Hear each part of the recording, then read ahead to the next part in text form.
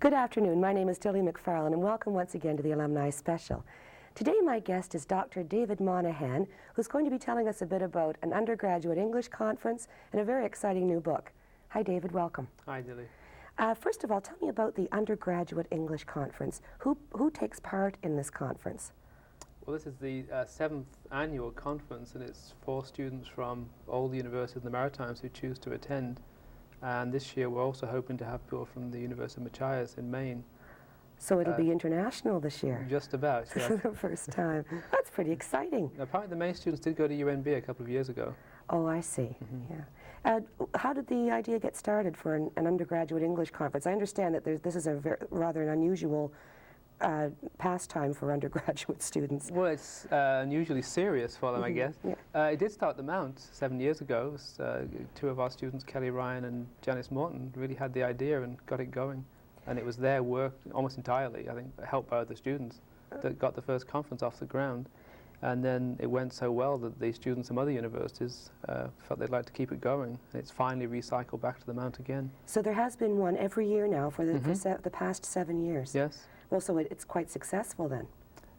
I think so. It reached a sort of plateau pretty quickly, and every year seems to get 50, 60 people showing up for it, and 6 to 10 universities involved. Oh, that's great. Is anybody else across the country doing this sort of thing on the undergraduate level? They may be. I don't know of it, and I'd never experienced it as an undergraduate or as a faculty member. I see. Tell me what happens at an undergraduate English conference. Well, it starts off with a social event, which is always the best part. There's always a reception on Friday night, and there's wine and cheese and entertainment. And this year we're having the poetry reading during that part of the event. Sometimes that's on the Saturday. Saturday is mainly serious. That's when the papers are read. Now tell me about the papers that are these papers. Are they who writes the papers and who presents the papers? Okay, that's all undergraduate papers. The only part that faculty play in the conference, apart from helping to organise to some extent, is that the faculty at the different universities choose the papers from the best papers written by their students during the previous term. I see, and they submit these to a panel of other teachers who would approve or yes. approve of. Well, I think different universities have different systems, but the Mount, for example, all of the faculty give in papers if they feel they have suitable ones, and 2 or 3 of the faculty are asked to go through them and make a choice of the best 3.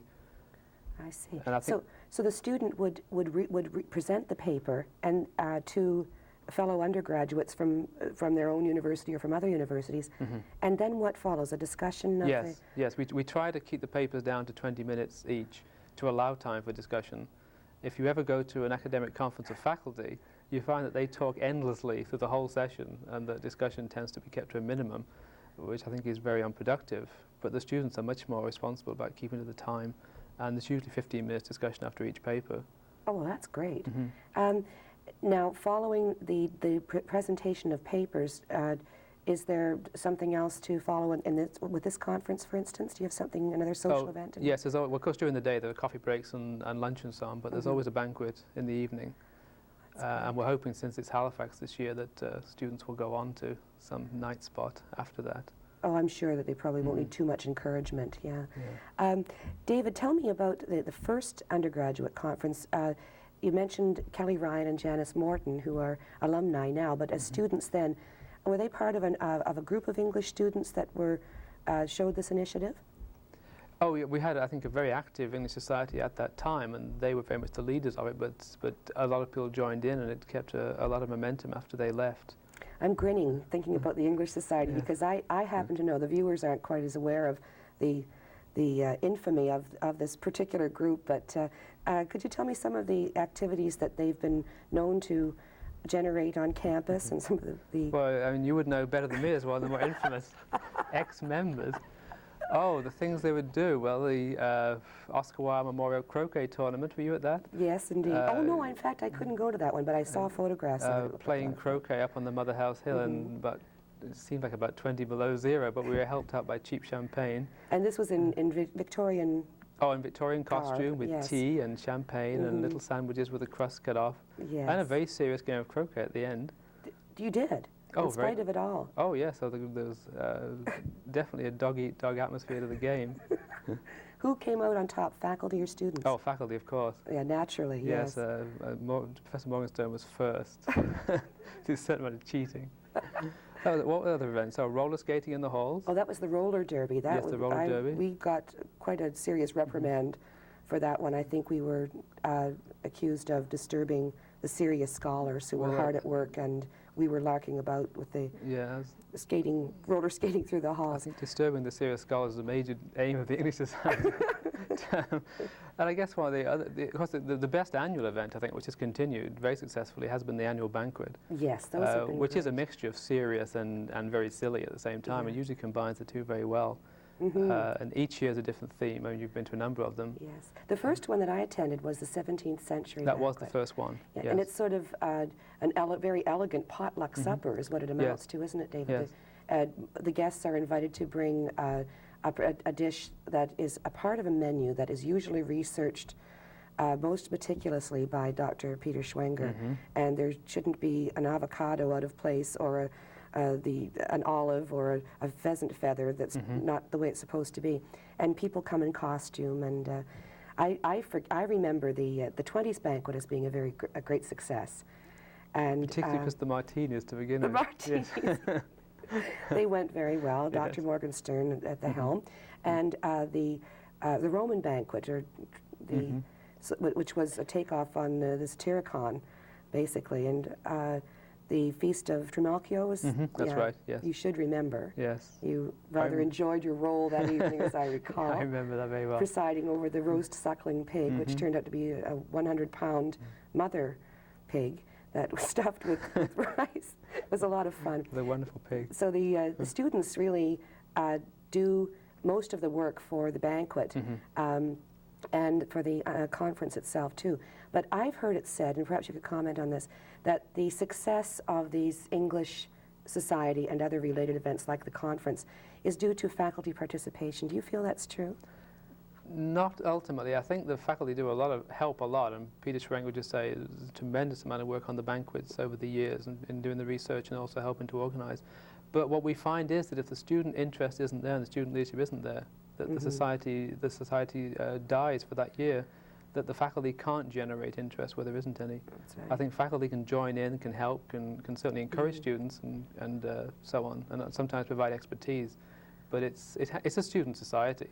And you can't make students be interested. It does seem to vary. Usually there's a number of students quite interested. Some years there are none. That are And very I suppose the tone of the society would change. I remember one year where the society took on a rather serious, scholarly type tone. It was rather disturbing to those who were more, I think, more acquainted with the bizarre side of the English society students.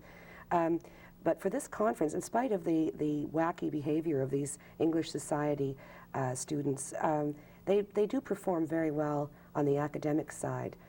From my experience, some of the best papers, in fact, that were presented at the few conferences that I've attended were, in fact, presented by our own English Society students. Oh, I think Mount students have stood up very well to the others. There have been excellent papers from other universities too, but the Mount certainly has held its own. What's in store this year for the English conference? In terms of papers? Yes. Well, we haven't got them all in yet, but we have the majority. Quite a range. I think we go back as far as a paper on Virgil and Homer by a student of the university. There's a paper on Chaucer, a couple of papers on Shakespeare.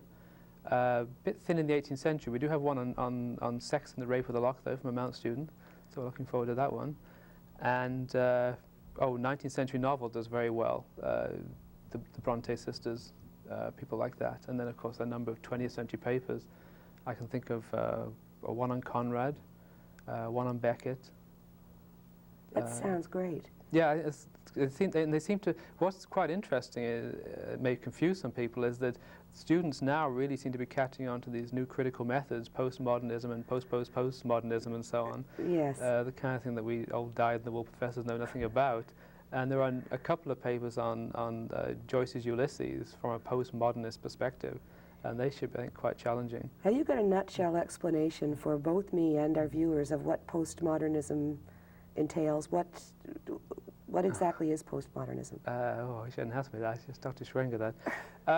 Well, I think there's a number of different movements that fall under the general heading, and beginning with structuralism, then moving on to others. But I think it's mainly come from an acute self-awareness or self-conscious about the nature of literary production, and so the questioning of all conventions, and the questioning particularly of the role of the reader in relation to literature. In the past, I think we tend to assume there was an ideal reader, the person who would get in touch with the author's supposed intentions. Modern critics, who I think are very much influenced by a number of French philosophers, tend to question how much the author knows about his intentions, and certainly look much more at the subjectivity of the reader. And even questions of what is realism, do novels have endings, are conventions around closure simply conventions? Why do novels end when real life doesn't, in any simple sense? There's all kinds of very, very basic questions being asked, and I think sometimes producing productive answers, and sometimes I think producing. Well, it's rather interesting to hear that the students themselves are tackling their work with this new critical approach. Well, I think to go, this has been fairly typical in graduate schools for some years, but I think for undergraduates to be producing work so up to date, if you like, is... Well, if they're coming from the mouth, that must be a good reflection on our faculty, in that they're teaching, they're in the process of being taught not only the work, but critical technique as well. That's... well, I think the faculty do cover quite a range. I mean, there are some very much on the cutting edge of innovation, like Peter Schwenger, and some of us more conservative. And of course, we do have a upper-level course in criticism, which does deal with all the contemporary critical movements, feminist criticism and Marxist criticism, as well as postmodernism. I see. Speaking of up-to-date information and recent points of view and so on, I understand that you have recently had published a new work on Jean le Carré, who I understand is also an ongoing author that has attracted your interest over the years. Yes. What's the name of your new book, David? It's called Smiley Circus. Smiley Circus. And what does the book tell us, or what is the book about? Well, it isn't an academic book in a strict sense of the word. It's a guide to the novels. What I tried, if you're familiar with le Carré's novels, you'll know he has very convoluted plots.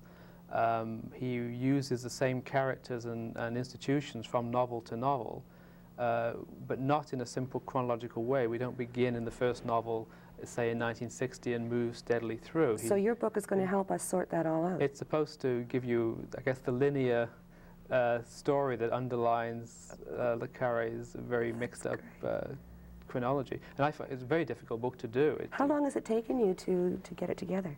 Well, it's on and off, probably 4 or 5 years. I did do a straightforward academic book on le Carré, which of course gave me the knowledge of the novels, but also raised a lot of these kind of questions about, well, you know, who does what when, and what's this character doing back in this novel when I last saw him 2 novels ago. How would you ever begin to present that in book form?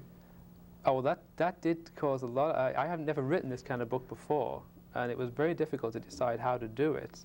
And it was partly through my own work and partly through the editor that I had. My editor was extremely helpful in this book. And what we finally came up with was the notion of a long essay to begin with on the circus, which of course is le Carré's name for the Secret Service, which is a history of the circus, an examination of its structure, institutional structure. So it's a kind of introduction to and guide to the... even an account of the building, the circus itself. If you want to find where the senior officer's washroom is, my book will tell you. But then the second half of the book is an A to Z, which glossary lists, type of thing. Places, people, jargon. There's about 180 jargon terms that I define in the course of the book.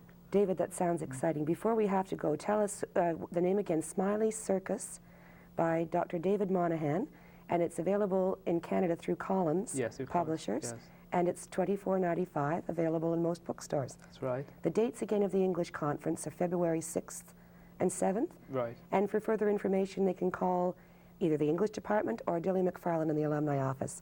Thank you for joining me today, David. I've got to say goodbye to you. And goodbye to you too, and please join me again next week on the Alumni Special. Here's a postscript from the Alumni Special. To all English Society alumni, open your mail because there's a special invitation coming your way. It's all about a party, of course, sponsored by the alumni just for you. We hope to see you on the 6th. Bye for now.